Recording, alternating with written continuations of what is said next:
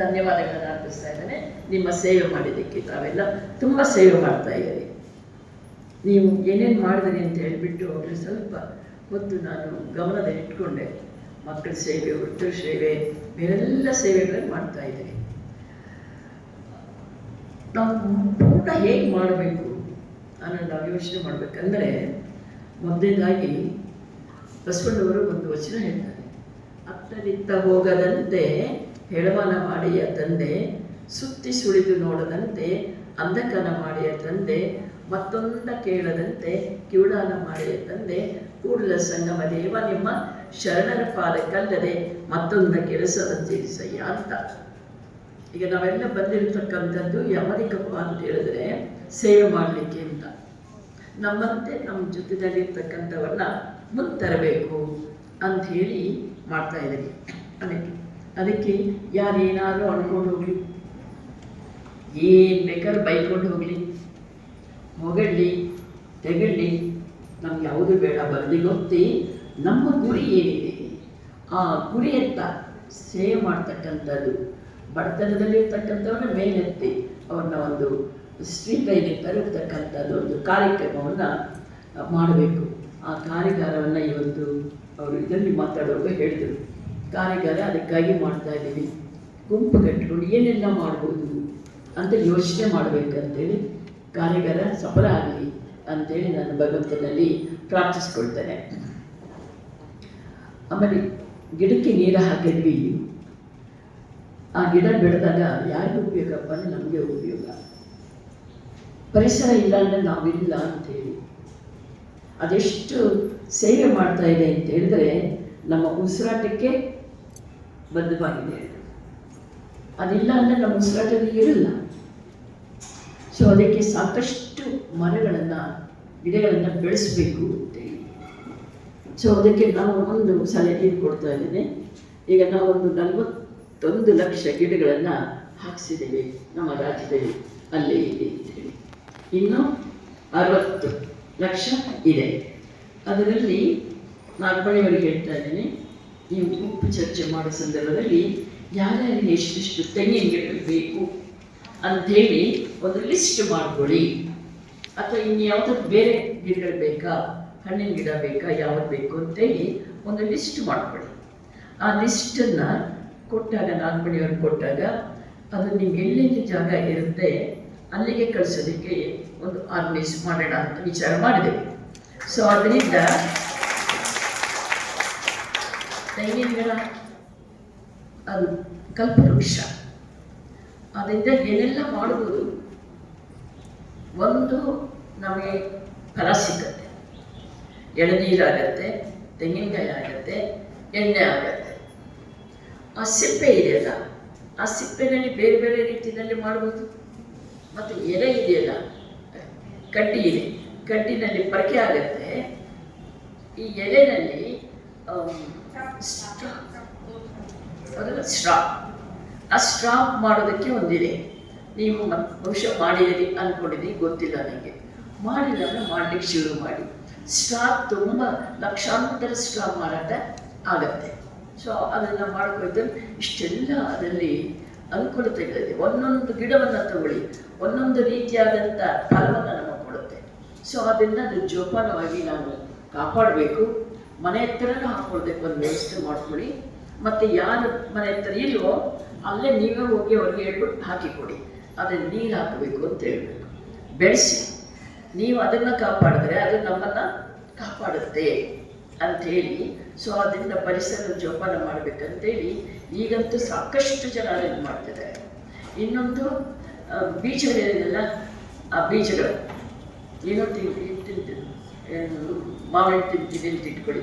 ಆ ಮಾವಿನ ಬೀಜ ಇದೆಲ್ಲ, ಓಟೆ ಇದೆಲ್ಲ ಜೋಪಾನ ಮಾಡಿಬಿಟ್ಟು ಅದನ್ನು ಸಸ್ಯಾಗೆ ಮಾಡಿ. ಅದೆಷ್ಟು ವೆರೈಟೀಸ್ ಇದೆಯಂತೆ.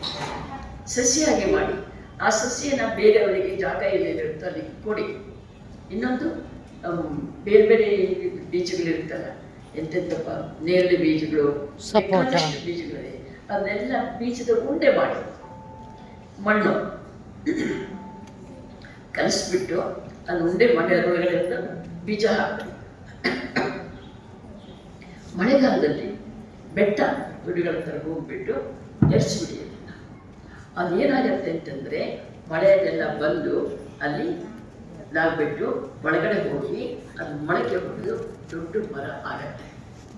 ಸೊ ಅದರಿಂದ ಅದು ಕಷ್ಟನ ಮಾಡಲಿಕ್ಕೆ, ಬೀಜ ಕಲೆಕ್ಟ್ ಮಾಡಲಿಕ್ಕೆ ಕಷ್ಟನಾ, ಉಂಡೆ ಮಾಡ್ಲಿಕ್ಕೆ ಕಷ್ಟನಾ, ಅದನ್ನು ಹೋಗಿ ಹಾಕ್ಲಿಕ್ಕೆ ಕಷ್ಟನಾ? ತುಂಬ ಕಷ್ಟ ಇದಪ್ಪ. ಅಲ್ಲಿ ಹೋಗಿ ನಾವು ಬಸ್ಸಲ್ಲಿ ಹೋಗಿ ಮಾಡಿ ಅದರ ಹತ್ತಿ ಹಾಕ್ಲಿಕ್ಕೆ ಒಂದು ಕಷ್ಟ ಅಂತ ಮನಸ್ಸಿಗೆ ಬಂದ್ಬಿಡುತ್ತೆ. ಆದರೆ ಯಾವುದೇ ಕೆಲಸವನ್ನ ಕಷ್ಟ ಅಂತ ಮಾಡಬಾರ್ದು, ಖುಷಿಯಿಂದ ಮಾಡ್ತಂತಂದ್ರೆ ನಿಮ್ಮ ಆರೋಗ್ಯ ತುಂಬ ಇಂಪ್ರೂವ್ ಆಗುತ್ತೆ. ಆರೋಗ್ಯನೇ ಮುಖ್ಯ ನಮಗೆ. ಆರೋಗ್ಯ ಆಗತ್ತೆ. ಯಾವುದೇ ನೀವು ಮಾಡಿ, ಕಸ ಗುಡಿಸಿ ಖುಷಿಯಿಂದ ಮಾಡಿ, ಧೂಳು ತೆಗೀರಿ ಖುಷಿಯಿಂದ ಮಾಡಿ. ಸೊ ಆ ರೀತಿ ನೀವು ಮಾಡಿದಾಗೇನೆ ಯಾವುದೇ ಒಂದು ಮಾಡುವಾಗ ನಿಮಗೆ ಆನಂದ ಸಿಗಬೇಕು. ಈ ಉಂಡೆ ಹೇಳಿದಲ್ಲ ಬೀಸುಂಡೆ, ಅದು ಮಾಡ್ತಾ ಮಾಡ್ತಾ ಏನು ಅನಿಸುತ್ತೆ ಯೋಚನೆ ಮಾಡಿ, ಕಲ್ಪನೆ ಮಾಡ್ಕೊಳ್ಳಿ. ಆ ಕಲ್ಪನೆ ಮಾಡಿಕೊಂಡು ನೀವು ಮಾಡಿ. ಮನೆ ಹತ್ರನೂ ಹಾಕಿ, ಮನೆ ಹತ್ರ ಜಾಗ ಇದ್ದರೆ ಹಾಕಿ, ಪಾಟದಲ್ಲಿ ಹಾಕಿ, ಪಾಟಲ್ಲಿ ಒಂದು 10 ಬರುತ್ತೆ, 10 ಕೊಡೋಣ. ಸೊ ಈ ರೀತಿ ನಾವು ಪರಿಸರ ಜೋಪಾನ ಮಾಡಲಿಕ್ಕೆ ಈ ರೀತಿಯಾದಂಥ ಕಾರ್ಯಕ್ರಮಗಳು ತುಂಬ ಇದೆ.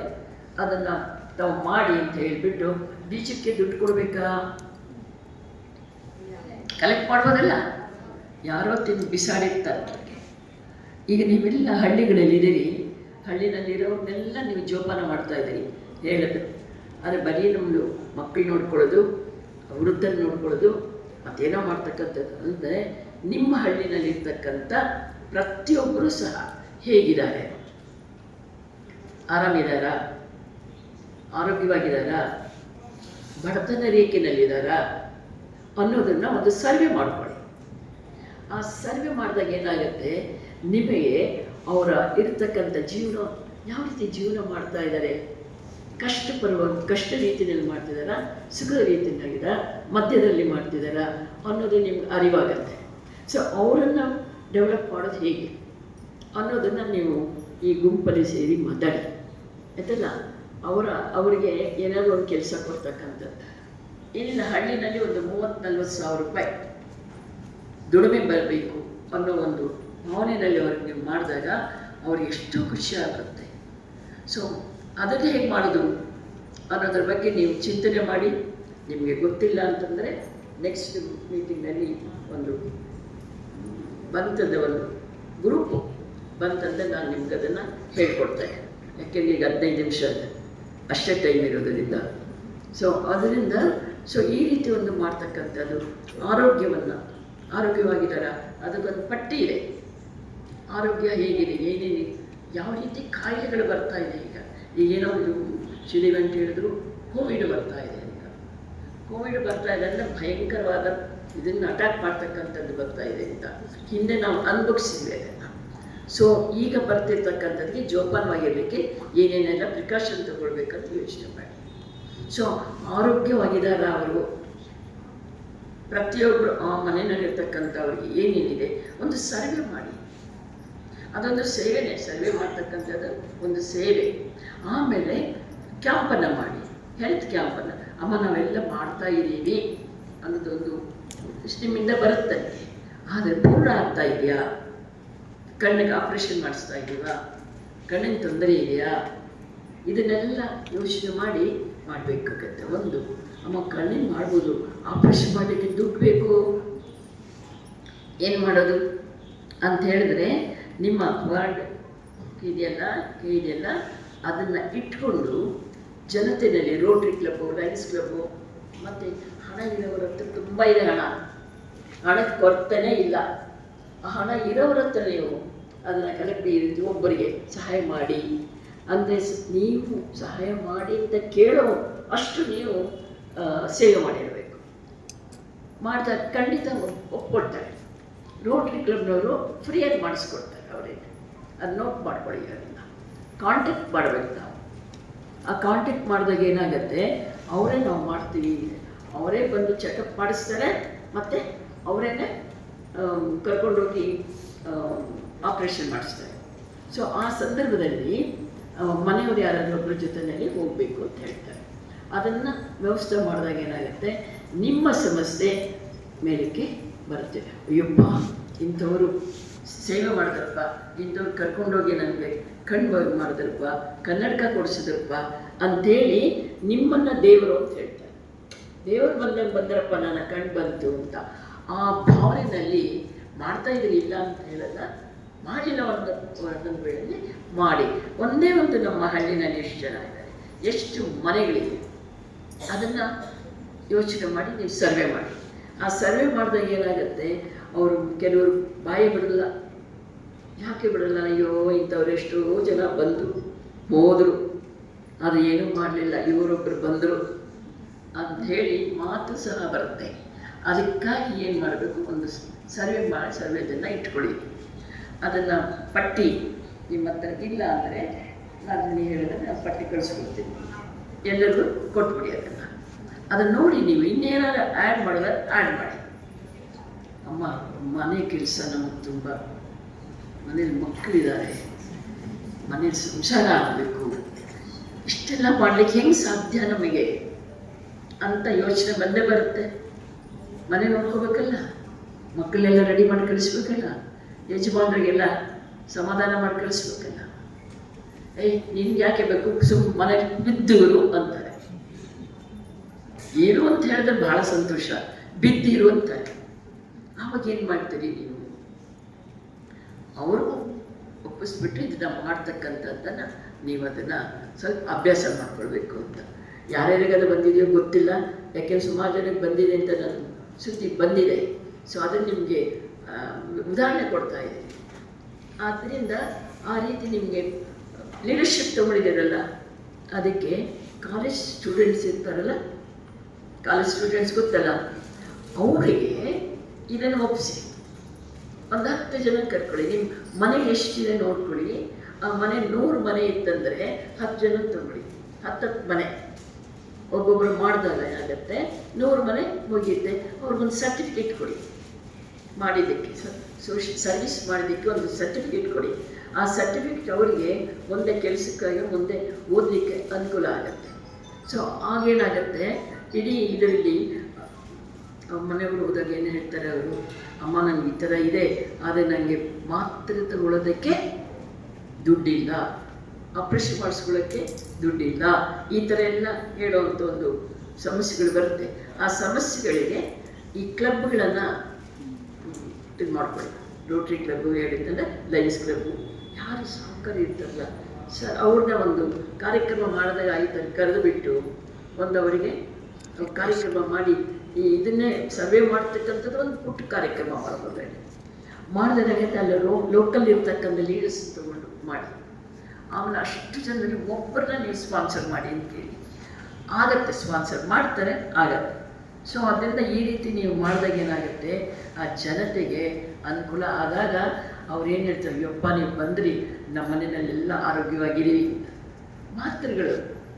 ಮಾತ್ರೆಗಳು ಬೇಕಾದ್ರೆ ಏನು ಮಾಡೋದು, ಅದು ಸಹ ಅವರು ಕೊಡಿಸ್ತಾರೆ. ಯಾರು ರೋಟರಿ ಕ್ಲಬ್ನಲ್ಲಿ ಕೊಡಿಸ್ತಾರೆ, ಅಥವಾ ಲೋಕಲ್ ಯಾರಾದರೂ ಇತ್ತು ಅಂದರೆ ಅವ್ರನ್ನ ಕೇಳಿ ಕೊಡಿಸ್ತಾರೆ. ಮತ್ತು ಈ ಶಾಪ್ ಇರುತ್ತಲ್ಲ, ಮೆಡಿಕಲ್ ಶಾಪ್, ಆ ಮೆಡಿಕಲ್ ಶಾಪಲ್ಲಿ ಹೋಗಿ ನೀವು ಅವ್ರನ್ನ ಒಂದು ಕಾರ್ಯಕ್ರಮಕ್ಕೆ ಕರೀರಿ. ಕಾರ್ಯಕ್ರಮಕ್ಕೆ ಕರೆದುಬಿಟ್ಟು ಅವ್ರಿಗೆಲ್ಲ ಏನೇನೋ ಕೊಟ್ರಲ್ಲ ಎಲ್ಲ ಹಾಕ್ಬಿಟ್ಟು ಅವ್ರಿಗೆ ಧನ್ಯವಾದ ಅಂತ ಹೇಳಿಬಿಟ್ಟು, ಆಮೇಲೆ ಅವರಿಗೆ ಈ ರೀತಿ ಬಡವರಿದ್ದರೆ ಸರ್ ನೀವು ಸ್ವಲ್ಪ ಮಾತ್ರೆಗಳು ಕೊಡ್ಬೋದಾ ಅಂತ ಕೇಳಿದ ತಕ್ಷಣವೇ ಅವ ನಮ್ಮ ಕೈಗಾಗಿದ್ದು ಮಾಡ್ತೀವಿ ಅಂತ ಹೇಳ್ಬಿಡ್ತಾರೆ. ಆವಾಗ ನಮ್ಗೆ ಮುಂದೇನಾಗುತ್ತೆ, ನಂಬಿಕೆ ಬರುತ್ತೆ. ಜೊತೆಯಲ್ಲಿ ನಾವು ಪ್ರಾಮಿಸ್ ಮಾಡ್ಬೋದು, ಯಾರಿಗೆ ನಾವು ಹೇಳಿದ್ವಿ ಅವ್ರಿಗೆ ಹೇಳ್ಬಿಟ್ಟು ಕೊಡಿಸ್ಬೋದು. ಅಂದರೆ ಶ್ರಮ, ಆ ಶ್ರಮ ಮತ್ತು ಸಮಯ ಇದೆರಡು ಹಾಕಲಿಕ್ಕೆ ಸಾಧ್ಯನಾ, ಅದು ಯೋಚನೆ ಮಾಡ್ಕೊಳ್ಳಿ. ಅದನ್ನು ಹಂಚ್ಕೊಳ್ಳಿ, ಬೇರೆಯವ್ರಿಗೆ ಹೇಳಿ, ಸ್ಟೂಡೆಂಟ್ಸ್ಗಳಿಗೆ ಹೇಳಿ, ಅವ್ರು ಮಾಡ್ತಾರೆ. ಸೊ ಈಗ ಗಿಡಗಳು ಕೊಡ್ತೀನಿ ಅಂತ ಹೇಳಿದ್ವಿ, ಗಿಡಗಳು ಕೊಡೋ ಸಂದರ್ಭದಲ್ಲಿ ಹಳ್ಳಿನವ್ರನ್ನೆಲ್ಲ ಸೇರಿಸ್ಕೊಂಡು ಅವ್ರಿಗೊಂದು ಖುಷಿ. ಅದನ್ನು ಅಗಿಯೋದಕ್ಕೆ ಯಾರನ್ನು ಕೇಳ್ಕೋಬೋದು, ಅಲ್ಲಿರೋ ಸ್ಟೂಡೆಂಟ್ಸ್ ಸ್ಕೂಲ್ಗಳಿರುತ್ತಲ್ವ, ಸ್ಕೂಲಲ್ಲಿ ಹೋಗಿ HM ಕೇಳಿ.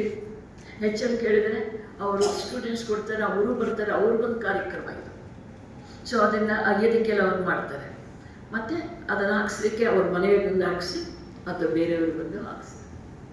ಇದು ನೀವು ಮಾಡಿದಾಗ ಏನಾಗುತ್ತೆ, ಅವ್ರಿಗೆ ನಿಮ್ಮ ಮೇಲೆ ತುಂಬ ಅಭಿಮಾನ ಬರುತ್ತೆ.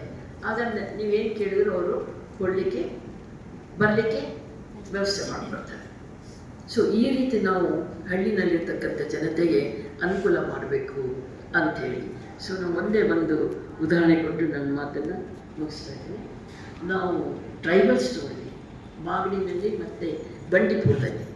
Overall development of the tribals ಅಂತ ಹೇಳ್ಬಿಟ್ಟು ಆ ಟ್ರೈಬಲ್ಸ್ಗೆ ಏನೇನು ಸಮಸ್ಯೆ ಇದೆ ಅದನ್ನೆಲ್ಲನೂ ಪರಿಹಾರ ಮಾಡಿಕೊಡ್ಬೇಕು ಅಂತ.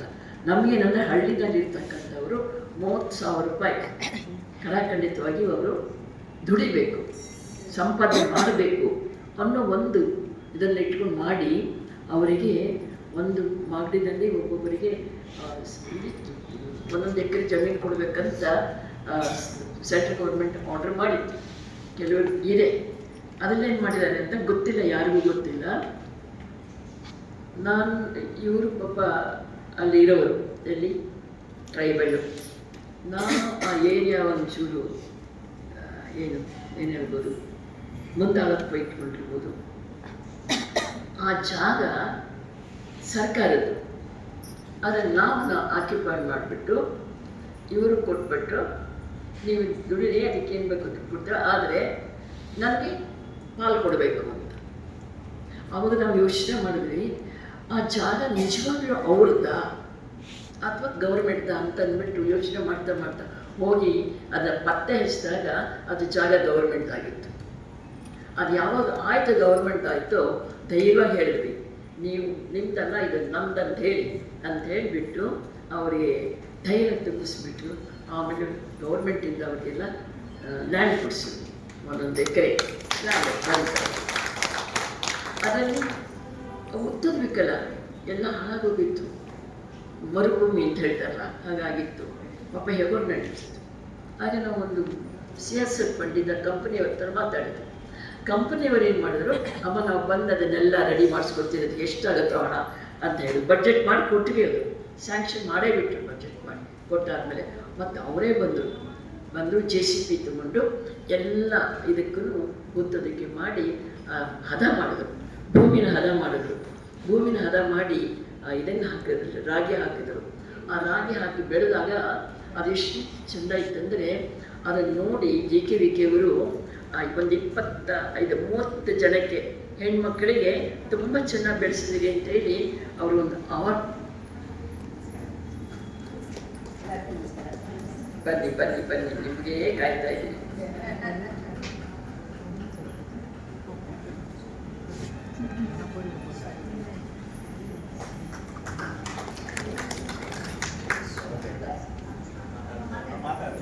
ಮಾತಾಡಿ ಆಯ್ತಲ್ಲ, ಅದನ್ನು ಮಾಡಿದ್ವಿ. ಆಮೇಲೆ ಏನಾಯಿತು, ಸರ್ಕಾರದಿಂದ ಅವರಿಗೆಲ್ಲ ಅದನ್ನು ವ್ಯವಸ್ಥೆ ಮಾಡಿ ನಂತರ ಈಗ ಹಕ್ಕುಪತ್ರ ರೆಡಿ ಇದೆ, ಹಕ್ಕುಪತ್ರ ಅವರಿಗೆ ಸಿಗ್ತಾ ಇದೆ. ಒಂದು ನಮಗೇನಂತಂದರೆ ಮತ್ತೆ ಮನೆಗಳಿಲ್ಲ, ಗುಡಿಸಲು ಹಾಕ್ಕೊಂಡಿದ್ದಾರೆ ಪಾಪ. ಆ ಮನೆಗಳನ್ನು ಮನೆ ಕಟ್ಟಿಸ್ಬೇಕು ಅಂತ ವಿಚಾರ ಮಾಡಿದ್ವಿ. ಅದನ್ನು CSR ಫಂಡಿನ ಮಾಡಬೇಕು ಅಂತ ಮನೆ ಆಗತ್ತೆ.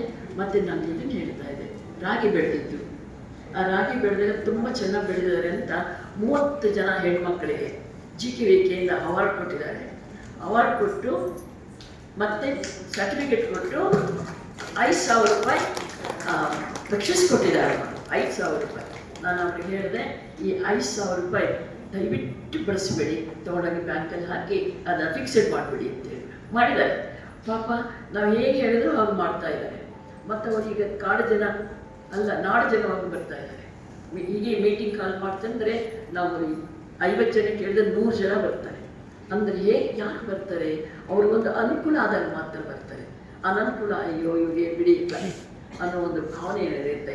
ಈ ರೀತಿ ಮತ್ತು ಎರೆಹುಳು ಗೊಬ್ಬರ ಅದನ್ನು ಸುಮಾರು ಜನಕ್ಕೆ ಹಾಕಿಸ್ಕೊಟ್ಟಿದ್ದೀವಿ. ಅದರಲ್ಲಿ 3 ತೊಟ್ಟಿ ಮಾಡಿಕೊಡ್ತೀವಿ. ಒಂದೊಂದರಲ್ಲಿ 1 ಟನ್ ಗೊಬ್ಬರ ಬರುತ್ತೆ. ಆ 1 ಟನ್ನಿಗೆ 1 kgಗೆ 15 ರೂಪಾಯಿ ಅಂದರೆ 45,000 ರೂಪಾಯಿ ಬರುತ್ತೆ. ಮತ್ತು ಅವರೇನೆ ಅದಕ್ಕೆ ಹಾಕ್ಕೊಂಡು ಅವರು ಮಾರಾಟ ಮಾಡ್ಬೋದು ಅಂತೇಳಿ. ಸೊ ಅದು ಹೇಳ್ತಾ ತುಂಬ ಆಗುತ್ತೆ, ನನ್ನ ಟೈಮ್ ಸಾಲ. ಸೊ ಅದರಿಂದ ಇದು ಮತ್ತು ಆರೋಗ್ಯದ್ದು ಅದನ್ನೆಲ್ಲ ಮಾಡಿಕೊಟ್ಟಿದ್ದೀವಿ. ಅಲ್ಲಿ 30 ಜನಕ್ಕೆ ಆಟೋ ಡ್ರೈವಿಂಗ್ ಹೇಳ್ಕೊಟ್ಟಿದ್ದೀನಿ. ಆಟೋ ಡ್ರೈವಿಂಗ್ ಹೇಳ್ಕೊಟ್ಟಾಗ ನಾನಂದರೆ ಟ್ರೈಬಲ್ಸ್ ಅಂದರೆ ಕಾಡು ಜನರು ಹೆಣ್ಮಕ್ಳು ಕಲಿತಾರ ಅಂಥೇಳಿ ಮೀಟಿಂಗ್ ಕಾಲ್ ಮಾಡಿ ವಿಚಾರ ಮಾಡಿ ಹೇಳಪ್ಪ ಅಂತ ಕೋಆರ್ಡಿನೇಟರ್ಗೆ ಹೇಳಿದಾಗ, ಅಮ್ಮ ನಾನು ನೀನು ಅಂತ ಹೇಳಿ ಬಂದಾಗ 30 ಜನ ಸೆಲೆಕ್ಟ್ ಆದರು. 30 ಜನ ಸಹ ತಿಂಗಳಿಗೆ 40,000 ರೂಪಾಯಿ ಸಂಪಾದನೆ ಮಾಡ್ತಾರೆ. ಅದರಲ್ಲಿ ಒಬ್ಬರು ಟ್ರೈನರ್ ಆಗಿ ಕೆಲಸ ಮಾಡ್ತಾರೆ, ಅವ್ರಿಗೆ 50,000 ರೂಪಾಯಿ ಸಂಬಳ. ಅದು ಮತ್ತೆ ಅದೇನೋ ಕೊಡ್ತಾರಲ್ಲ ಟ್ರೈನಿಂಗ್ ಕೊಟ್ಟಾಗ, ಅಮ್ಮ ತಗೊಳ್ಬೋದಾ? ನಾನಂದರೆ ಯಾರು ಬೇಡಬಾರ್ದು ಅಂತ, ನಾವೇ ದುಡಿಬೇಕು, ನಾವೇ ಜೀವನ ಮಾಡಬೇಕು, ಬೇಡಬಾರ್ದು ಅಂತ. ಏನು ಮಾಡೋದು ಅಂತ ಫೋನ್ ಬಂತು. ನಾನಂದರೆ ಅವರಾಗೆ ಕೊಟ್ಟರೆ ಖುಷಿಯಿಂದ ತಗೊಳ್ಳಿ, ಇಲ್ಲಾಂದರೆ ಬೇಡ ಅಂಥೇಳಿ ಆ ರೀತಿಯಲ್ಲಿ ಹೋಗ್ತಾ ಇದೆ.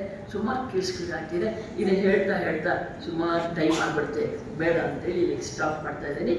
ಈ ಒಂದು ಕಾರ್ಯಕ್ರಮದಲ್ಲಿ ನನ್ನನ್ನು ಕರೆಸಿ ನನ್ನ ಅನಿಸಿಕೆಗಳನ್ನು ಹೇಳಲಿಕ್ಕೆ ಅವಕಾಶ ಮಾಡಿಕೊಟ್ಟಂತ ನಮ್ಮೆಲ್ಲರಿಗೂ ಅವರೇ ನಿಮ್ಗಾಗಿ ಕಾಯ್ತಾ ಇದ್ದಾರೆ, ಖುಷಿಯಾಗಿದೆ.